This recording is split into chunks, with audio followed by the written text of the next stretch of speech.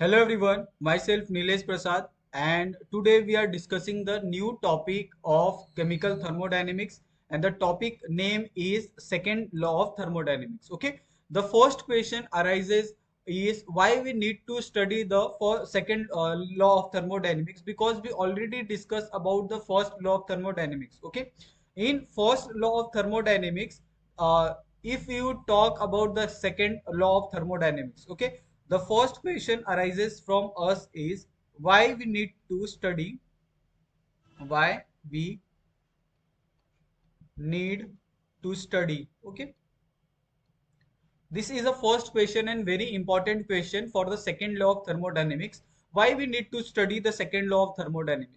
Okay, because we already discussed about the first law of thermodynamics. Okay, in first law of thermodynamics we discussed a lot of things. First law of thermodynamics, we are discussed a lot of things. Okay, the first law of thermodynamics is totally dependent on the conservation of energy. Okay, first law of thermodynamics is dependent on conservation of, you can say that, conservation of energy or heat. Okay, and in that the value of delta E should be 0. Okay, in universal constant, this is the value of delta E should be 0 in according to the first law of thermodynamics. Okay, but there are, in first law there are some limitation will be there, and the limitation, how it will be overcome, uh, this is that overcome is studied by the second law of thermodynamics. Okay, now we discuss the first. There are some limitation of first law of thermodynamics. What is the limitation of first law of thermodynamics, and how we overcome from this limitation? Okay, now you can write down the topic is limitation of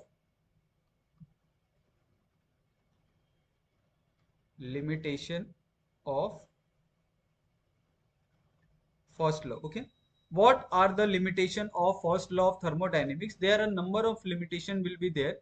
The first limitation will, according to the first law, okay, heat can flow from heat can flow from hot body to cold body. Okay, but not from cold body to hot body. Okay, this is a one limitation in first law of thermodynamics. What the first law of thermodynamics says that a heat can flow from the hot body to cold body. Okay, this is a very right.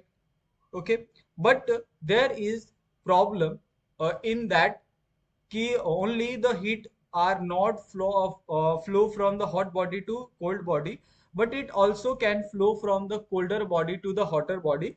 The best example for this limitation is, you can see the like engine. Okay, heat engine the best example for this limitation. Okay, next limitation is, second limitation of the first law is feasibility of process and spontaneity. Okay,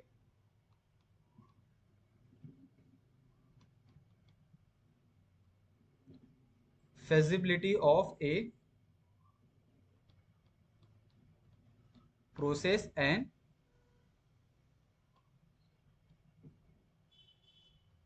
spontaneity. Okay, and the third limitation of the first law is the natural spontaneous process are irreversible. Okay, the natural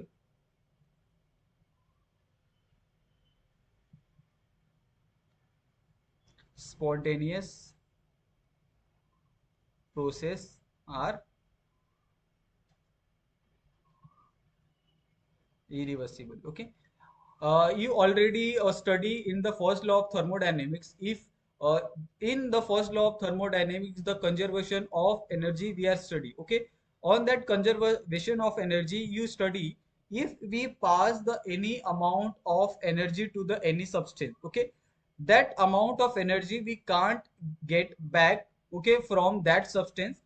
This is the this whole concept are studied in the first law of thermodynamics. Okay, but according to the second law says that if we pass the energy to the any system, we also can get back from that system. Okay, and this is a not a irreversible reaction. The whole process is the reversible reaction according to the second law of thermodynamics. Okay, and the example of the spontaneous process for reversible reaction is heat engine. Okay, now we later discuss about what is the heat engine and how they are performed for according to the second law of thermodynamics. Okay, for that third limitation we can also give some example, like if you have a water, okay, in beaker I have a water.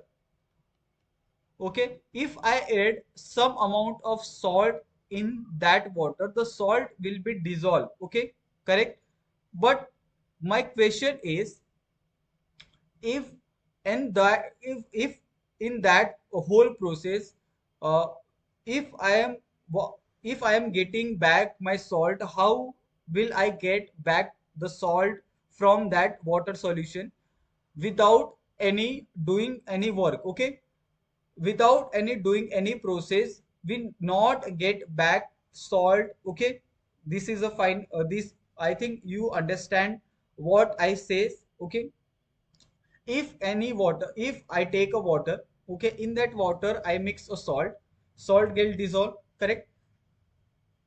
Next is, how can I get back my salt in same form? Okay, same form, and without any process, without doing any process I can't back my salt. Okay, according to the first law of thermodynamics. Okay, not getting salt back without any process. Okay, right. And the fourth limitation is 100% efficient engine. Okay, according to the first law, uh, the 100% efficient engine will be possible, but this is not possible according to the second law. If you build any engine, okay, you, you are if you are see that in uh, many vehicle there are different type of engines are used. Okay, but the company are claim this is engine is 400 cc, but the actual the power of engine is not that much, not 400 cc. This will be less from 400 cc. Either it will be 380 cc, 375 cc will be uh, there. Okay, the engine are not 100% efficient, correct. And this is a whole concept for to move for the second law of thermodynamics. Okay, and why we need to study the second law of thermodynamics on, because in first law of thermodynamics there are lot of limitation will be there. To overcome this limitation we study the second law of thermodynamics. Okay, and in that, in second law of thermodynamics we overcome all this problem. Okay, and uh, build a build a idea, build a source of build a source, okay, that are uh, totally opposite from the first law of thermodynamics. Okay, and all the concepts are built in the second law of, all the concepts are used in the second law of thermodynamics, and these are 100% accurate, 100% sure. Okay, now I have a some concept will be there on the basis of second law of thermodynamics. Okay, the definition you can say that it is impossible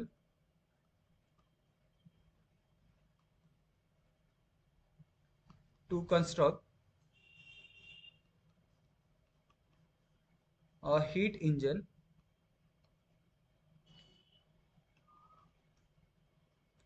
that present in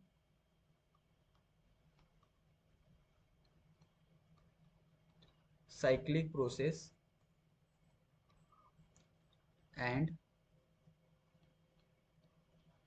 convert the heat given completely into the work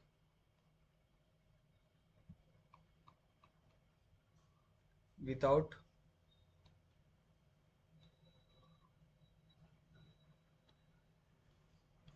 wasting any heat at lower temperature. Okay, this is the full concept of building a heat engine. Okay, if you construct any heat engine, that heat engine are not the 100% accurate. Okay, because if you are doing any work through the heat engine, okay, if you are applying any heat, okay, then heat will be not 100% complete the heat into the work, okay, without any uh, wasting of the heat. Okay, suppose uh, suppose I have apply the 10 kilojoule of the heat to the engine. Okay, the 10 kilojoule of the heat are not utilized by the engine because there are some amount of heat will be wasting, okay, in that process. Okay, this is the whole idea of second law of thermodynamics. Correct? If we have a source of energy like high temperature, this is a source. Okay, and source it should be the high temperature. If we move high temperature to low temperature, okay, low temperature, and low temperature the work will be happen. Correct? In high temperature you can call as the QH, okay, and low temperature you can call as the QC. Correct? And it will be represented as neta. Okay, this is a sign of the neta. Neta is the value of output divided by input. Okay, how much amount of energy, how much amount of heat you are given, and how much amount of work done by the system is known as input. Okay, and this is the efficiency of eta. Okay, this will be 100%. Okay, and this 100% efficiency will be not possible, okay, from any hot engine, heat engine. Okay, you can just remember this. Okay, and how we build the heat engine to uh, prove this second law of thermodynamics. Okay, the concept of the heat engine is, you can write down, the ideal heat engine concept is ideal heat engine. Okay, this is also known as the Carnot engine. Okay, okay, or it will be also called as Carnot cycle. Now, what is the Carnot engine? What is the ideal heat engine? This is the idea of the heat engine is dependent on the pressure and volume. Okay. Now I can first draw the whole cycle of Carnot engine.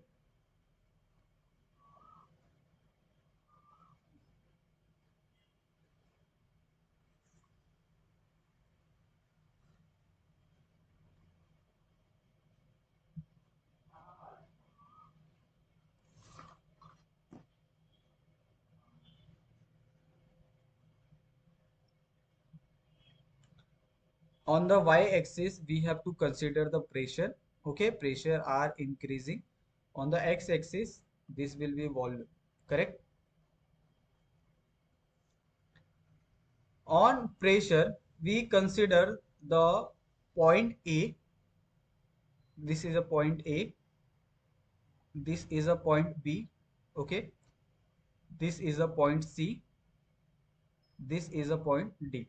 Okay, now the Carnot engine cycle will be, if the heat is passing from the A to B, okay, and the energy is passing from B to C, and energy is passing from the C to D, and energy is passing from the A to D. Okay, this will be the whole cyclic process of Carnot cycle. Okay, if we move from A to B, the whole process will be the reversible isothermal expansion. Okay, in that you have to provide some amount of heat to the system. Okay, that is called as the QH.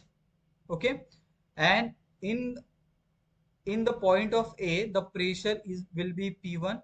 Okay, volume should be V1 and temperature is T1. Okay, if you are moved from A to B, the pressure should be changed. Pressure will be P2, volume should be V2, and temperature remain constant because this process is done in the isothermal expansion. Okay, the temperature is T1. Now next you move to the B to C. The whole process is done under the reversible adiabatic condition. Okay, what is the adiabatic condition? Adiabatic condition where you can't exchange the heat from outer system to the inner system. Okay, the heat you apply in A to B, okay, the heat remain constant inside the circle. Okay, the uh, heat are not liberated through the system from you are moving from B to C. Okay, now you can see that the point of B, the temperature, the pressure should be P2, volume should be V1, and temperature is T1. Okay, now the point the C, that pressure will be changed also, volume is also changed, and temperature is also changed. Okay, now you move from C to D. Okay, this whole process is irreversible isothermal. Okay, you can't reverse this process further, and in that process the heat you apply, the heat will be liberated from C to D. Okay, and is called as the QC. Correct. And on the D point the pressure will be P4. Okay, volume will be P4 and temperature should remain constant because the condition is isothermal. Correct. And while you moving from the D to A, in that point the whole process is done under the irreversible adiabatic condition. Okay, in that point the heat are you apply through the A to B that remain constant inside the circle. Okay, uh, now you can also write down the value of QH. The value of QH is heat given at the high temperature. Okay, heat given at high temperature, and the value of QC is heat release at low temperature. Okay, and in this whole process some kind of work done will be happen. Correct.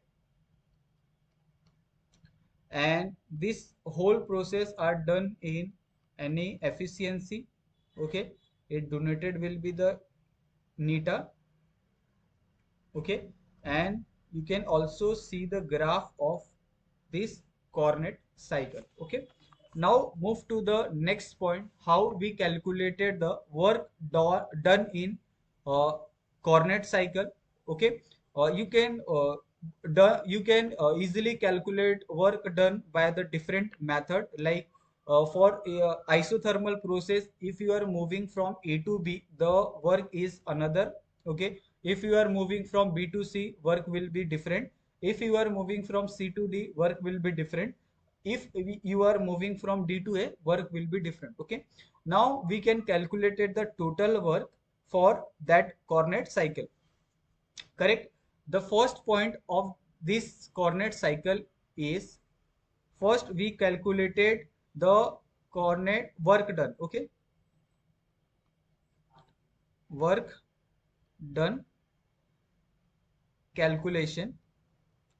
Okay, first we calculate for A to B. If we move from A to B, it will be the reversible isothermal expansion. Okay,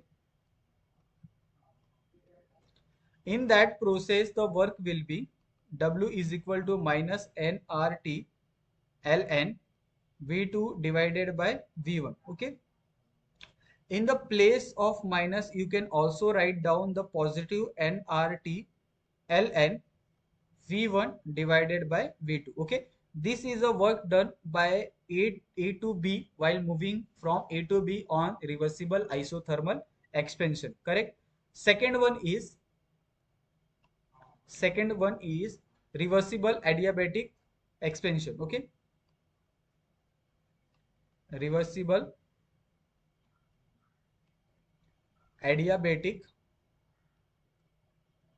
expansion. Okay,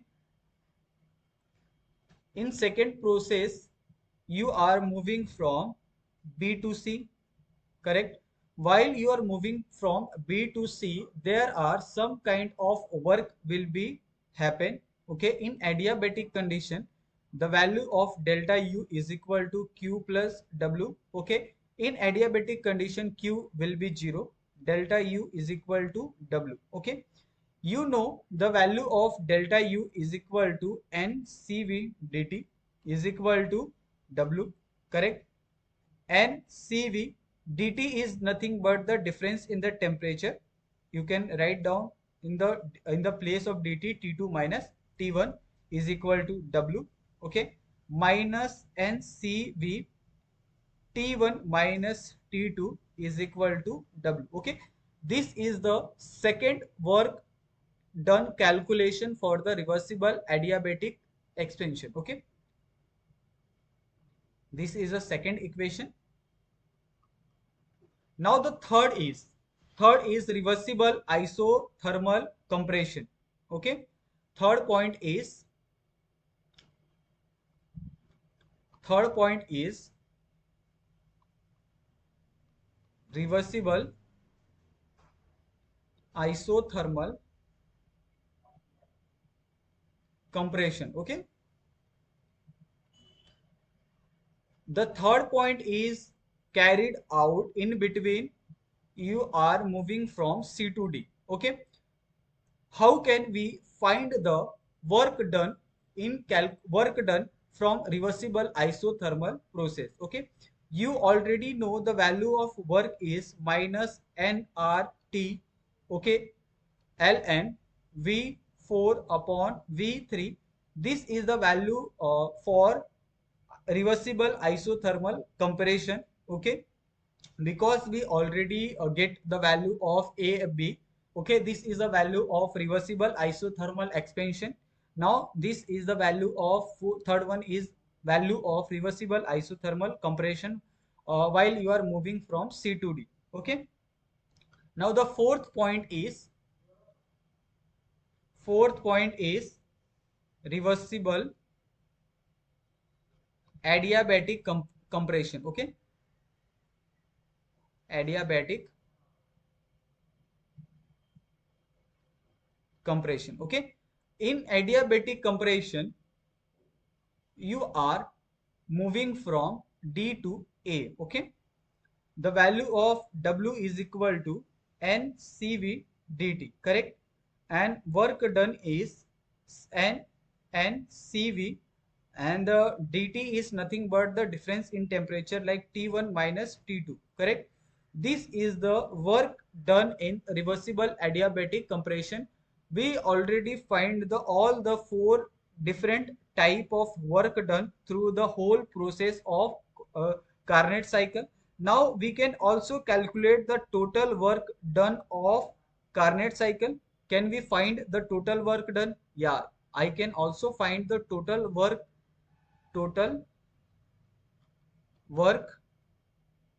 done on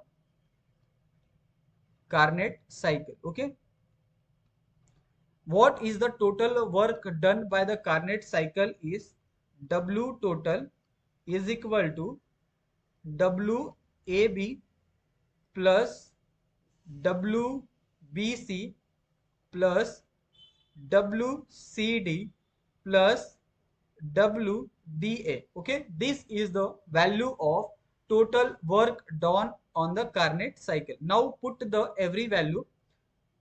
W total is equal to, what is the value of WAB? The value of WAB minus nRT, okay, ln V2 divided by V1, correct? Plus, you can also write down the in place of plus minus, okay, because the value of WBC is minus NCV T1 minus T2. This is the value of WBC minus nRT2, okay, ln V4 divided by V3, okay, plus NCV T1 minus T2, okay. Now you can cancel the same work done, okay.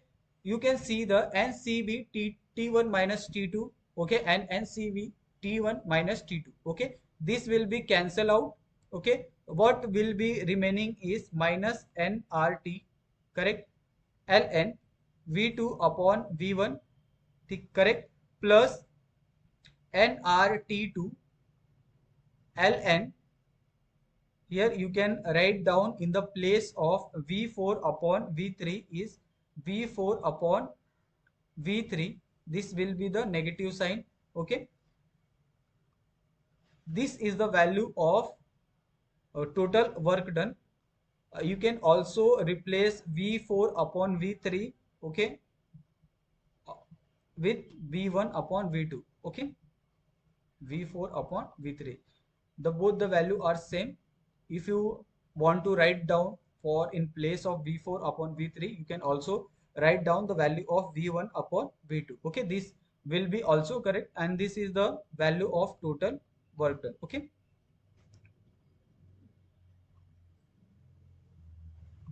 This is the value of total work done by the Carnot cycle, okay.